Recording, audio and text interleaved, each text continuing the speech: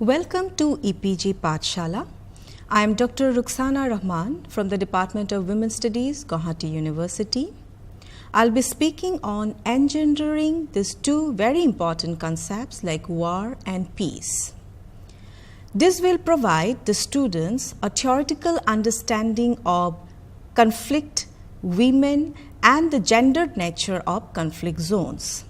This will also strengthen the knowledge of the students to go and to relate the feminist theories into the theories of international relations. There are many keywords that we are going to use in this module, that conflict, war, peace building, and gender.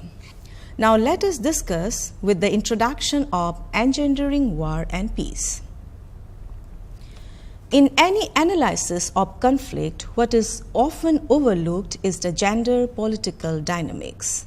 The focus of traditional security studies continues to be state-centric, and gender issues are relegated to the background.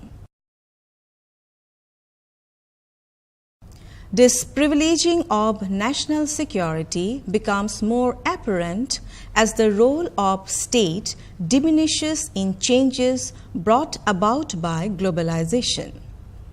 War and peace involve both men and women in specific ways. Therefore, to adequately address issues of peace, war, and security, one needs to understand specific mechanisms of gendered inclusion and exclusion.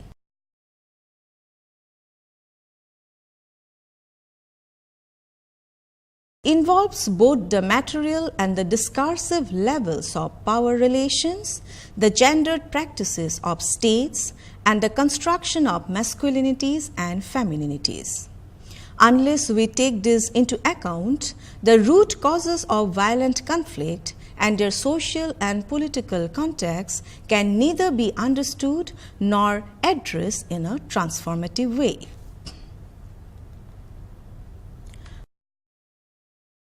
Wars, as understood in international relations theory, can be seen as products of systematic anarchy produced by the very structure of the international system.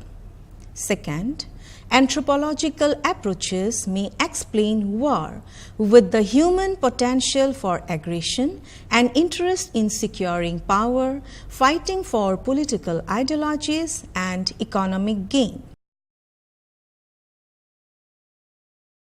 Another approach attributes war to the domestic politics and internal structure that is undemocratic or weak of a state.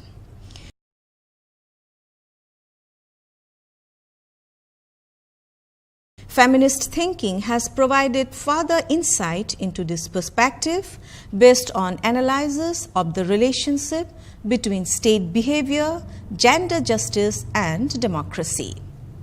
Although the effects of war can sometimes reinforce stereotypical gender roles and ascriptions, on many occasions it is evident that they are challenged, altered, and at times completely reversed. The causes and reasons justifying wars have often been explained by scholars in terms of gender-based expectations of human behavior. War histories are often told in terms of brave, selfless men defending or saving pure, innocent, and naive women. Narratives about states, militaries, and their role in the international system are still based on gendered constructions. Gender role based on conceptions of masculinity and femininity reflect hierarchically structured relationships.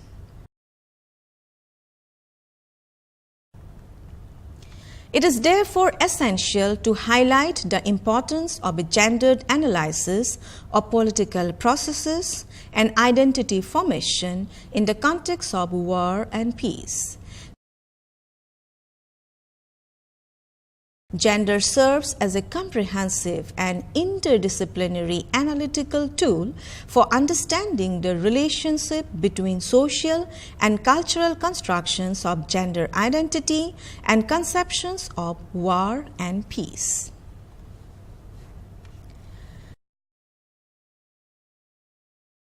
The gender roles, which are often the product of historical, social, and cultural developments, have created stereotypes that inform both the discourse and practice. Aggression and courage are attributed to man, while pacifism to women. This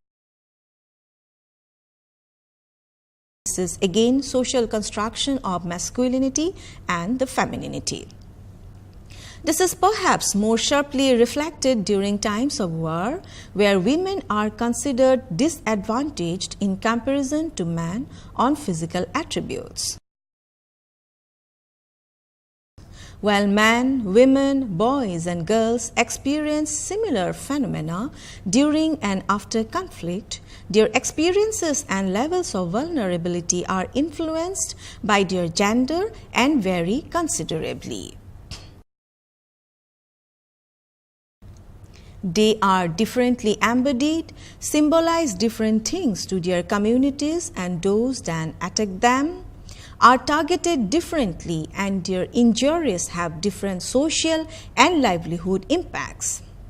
They have different responsibilities in their families and communities and thus end up in harm's way differently. They have different livelihoods and ability to claim, own and inherent property, all of which impact the resources they can access to aid their survival and recovery.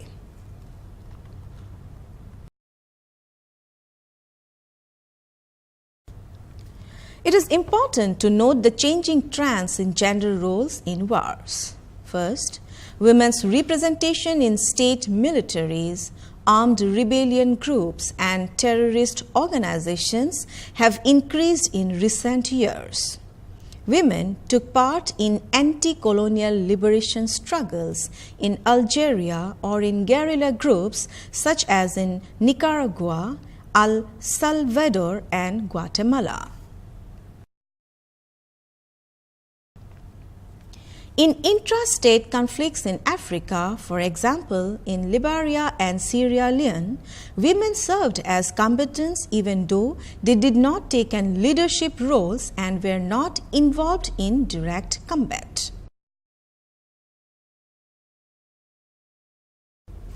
The problematic of the portrayal of women as peaceful and men as violent needs to be explored, as the ever-increasing presence of women in conflict across Africa and elsewhere demonstrates that the war is not an exclusive male passion and women are not necessarily always peaceful.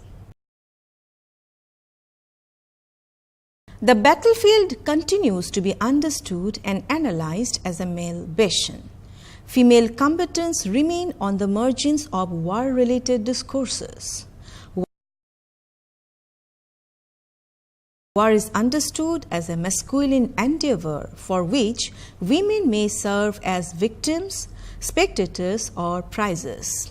Conventionally, women's engagement with violence has been dubbed as unnatural, abnormal, perverse, or distorted. Even today, women continue to be studied largely as peacemakers and peace lovers, despite female combatants attracting significant attention. Women's engagement with violence brings for them a unique mixed experience of empowerment and exploitation also. The discourse that men fight wars to protect women has been a key determinant in legitimizing women's invisibility in war. However, what would be the question when the protected assumes the role of protector, that is, when women engage in fighting? Men and women share unequal relationships both during times of peace and war. women not only bear the consequences of violence unequally as protected persons, but also as protectors.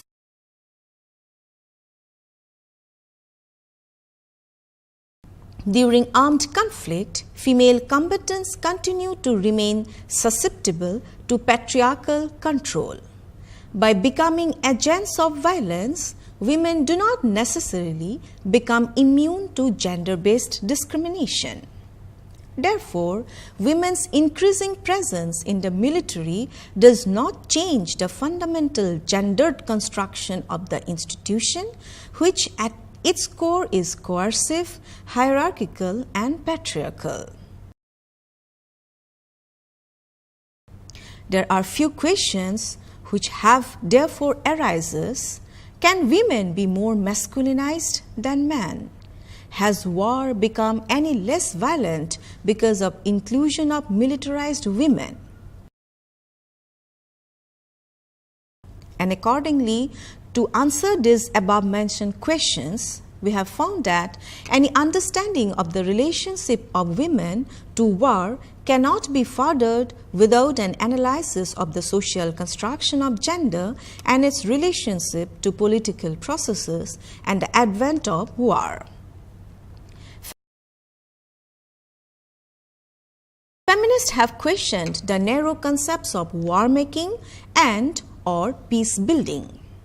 There might well be a state of peace between states, but if a state cannot provide for the security of all citizens, violence is privatized, quote unquote, and security is only provided for some parts of a society. Thus, war or violence in this perspective is not limited to enduring collective violence between states or organized groups. Violence can indeed be used as a means of enacting individuality. All of these structures and practices are deeply gendered. For example, in most societies, the ability to use violence is attributed to the male gender. Manliness, quote unquote, thus becomes visible when men use violence.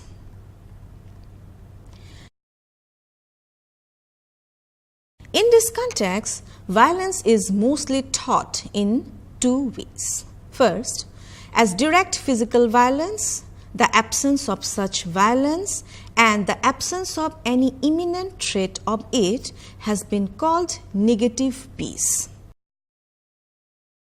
Secondly, there is a much broader range of violence, including structural, symbolic, and cultural violence. Structural violence exists whenever the potential development of an individual or group is diminished. For example, by uneven distribution of power and resources. The absence of these non-indirect, non-physical types of violence is a precondition for realizing comprehensive visions of positive peace, quote unquote. Violent conflict in Rwanda and former Yugoslavia provided a historical context for United Nations resolutions providing institutional recognition of sexual violence against women. This gendered understanding of sexual violence in the context of conflict, as for example, rape as a violence that only happens to women, reinforces the socially constructed distinctions and often puts men to disadvantage.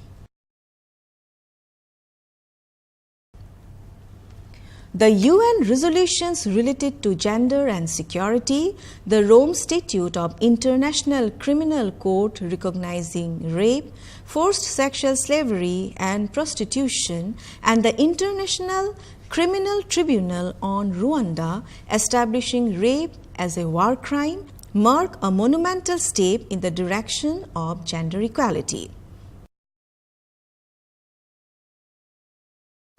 However, all these legal measures and provisions fail to address the ideological structures that support construction of different roles of men and women in times of conflict. The focus of gendered binary and conventional roles of men and women, where men are seen as active combatants and women as passive agents, inform much of the current discourse.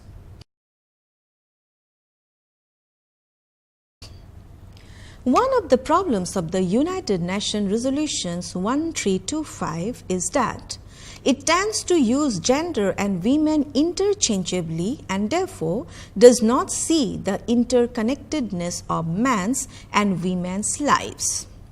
It is necessary to consider the connections between 1325 and men's and boys' roles in security and development. Another underlying assumption is that women's participation in the security and development process will help transform gender inequalities. But women in positions of power, by virtue of being women, cannot be assumed more likely to promote gender equality. Now let us discuss something about feminization of peace processes. Feminization of peace process. Women are key actors in setting the parameters for sustainable peace.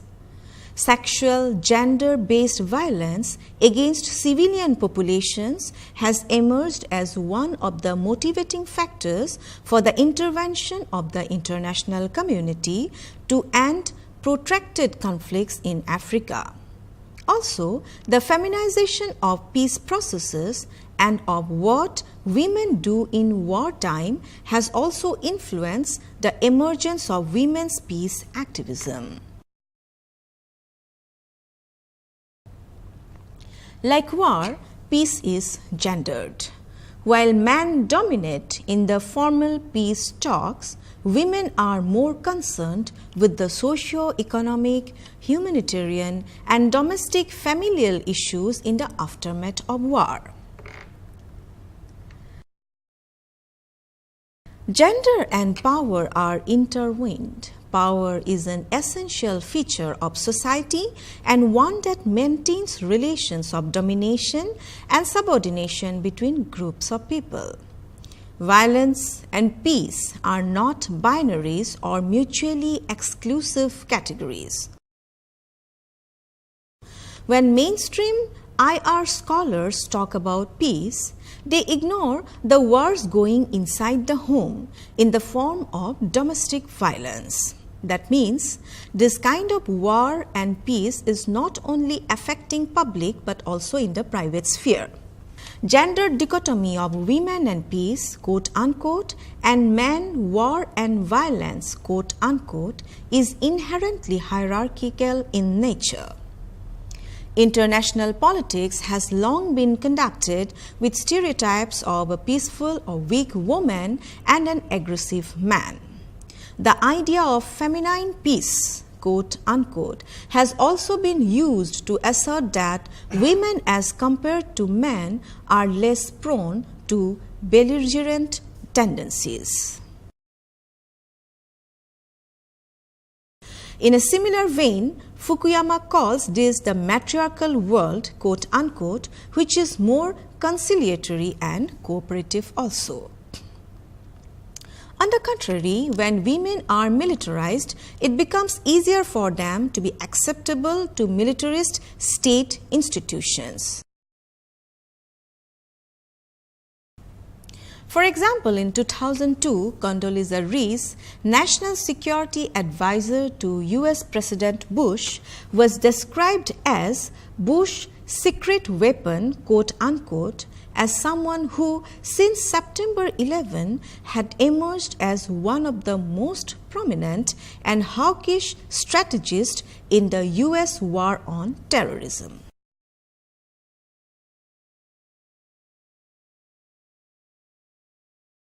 Points out that such policies tend to naturalize or legitimize the politics of masculinity. For instance, when India conducted its first nuclear test, someone described it as India losing her virginity, quote unquote, while some expressed the desire that their baby would be successful boy, not a failure girl.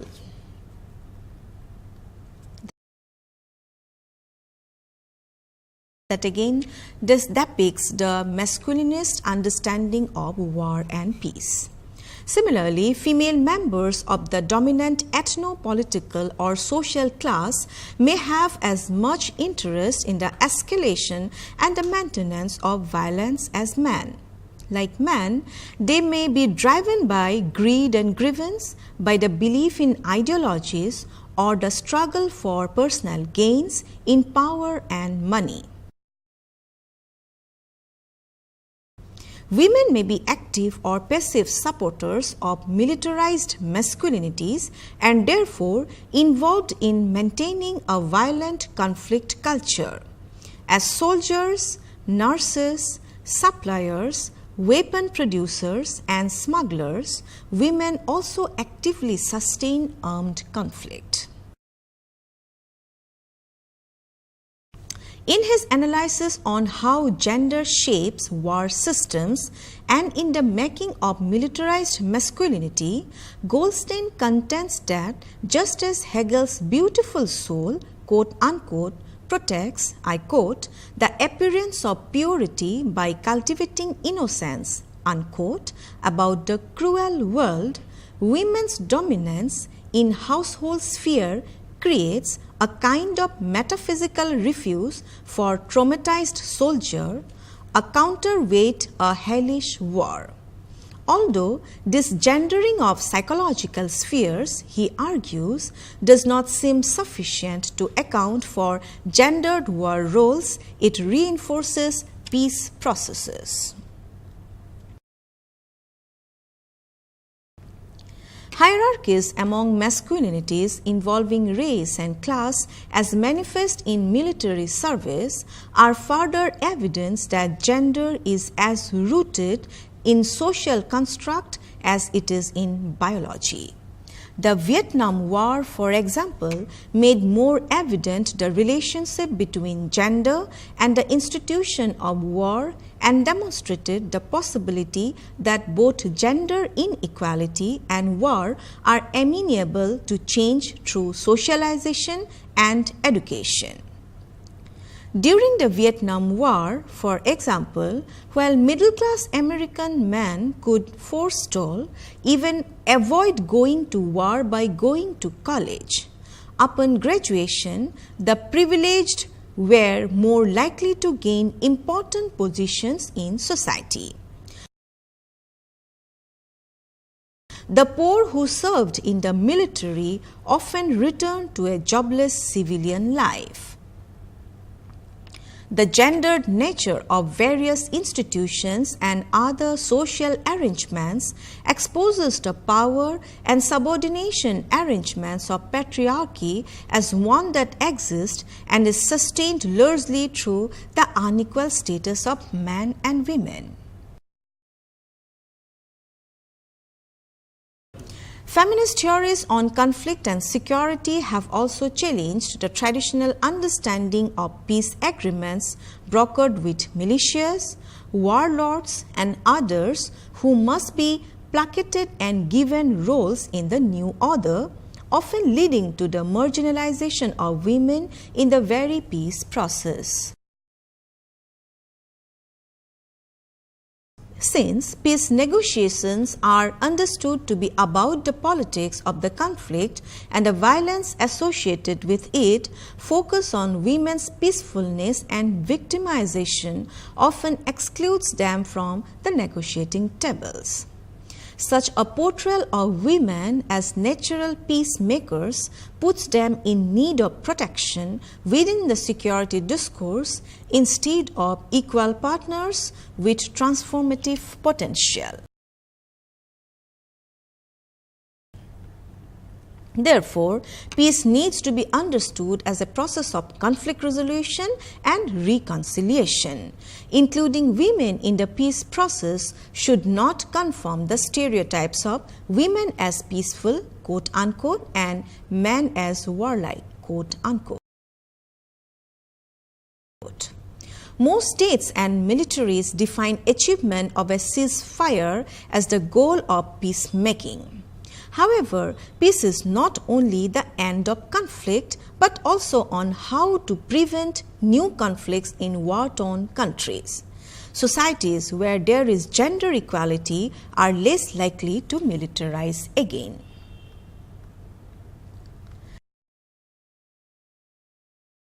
The issue of the Northeast is a thorny one, and the government of India sees sexual assault against women in the Northeast as collateral damage, says Vinayalakshmi Neopram, founder Manipur Women Gun Survivors Network. Neopram's organization documented 200 cases of violence against women in the region, of which 30% was perpetrated by defense personnel.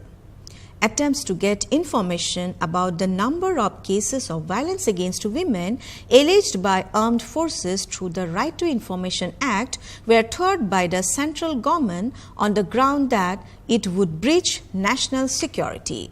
So it often leads us to the question, whose security are we talking about? Militarization and violence against women has firmly established that the intersection of militarization and violence against women exacerbates structural inequality. As noted by Center for Women's Global Leadership (CWGL) on the launch of a 2010 campaign against gender violence, I quote, "To leave militaristic ways of thinking unchallenged is to leave certain forms of masculinity privileged, to leave global hierarchies of power firmly in place, to grant impunity to wartime perpetrators of violence against women," unquote. On one level, when a predominantly male military body is strongly integrated into the political and civic culture of a country, most female participation and representation in government is precluded, and women-related issues become more politically marginalized than usual. The allegations made by the Kunan Poshpora village in Jammu and Kashmir against the Indian Army steers such as deep-seated structural deformities. There are some references of the security studies, armed conflict, all-male field, peace studies as an academic field engage women, discourses of war and peace are highly gendered, like war is related to men, peace is related to women. Now let us discuss about something gendered peace index. Clason in 2006 developed a gendered peace index to measure the degree of peacefulness of a society based on a process-oriented conception of peace. This means that peace is not a given status or defined aim, but has to be continuously created through social processes that are open to change. Clason defines 3 conditions for peace. UN Security Council resolutions on gender and security. SCR 1325 October 2001, it is the first UNSC resolution to link women in conflict to maintenance of international peace and security.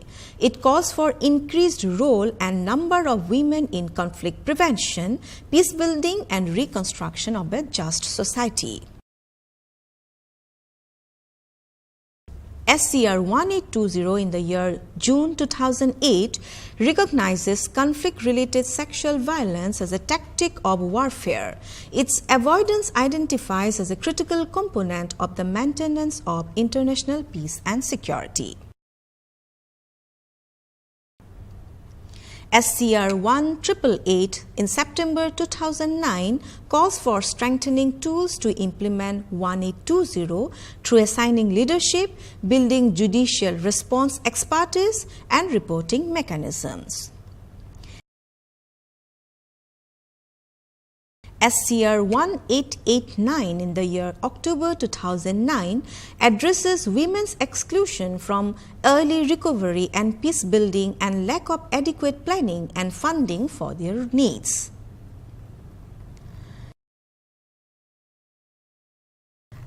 With this, we have come to an end of the discussion of war and peace, and there are different ways how to engender these two important theoretical tools of war and peace. Thank you.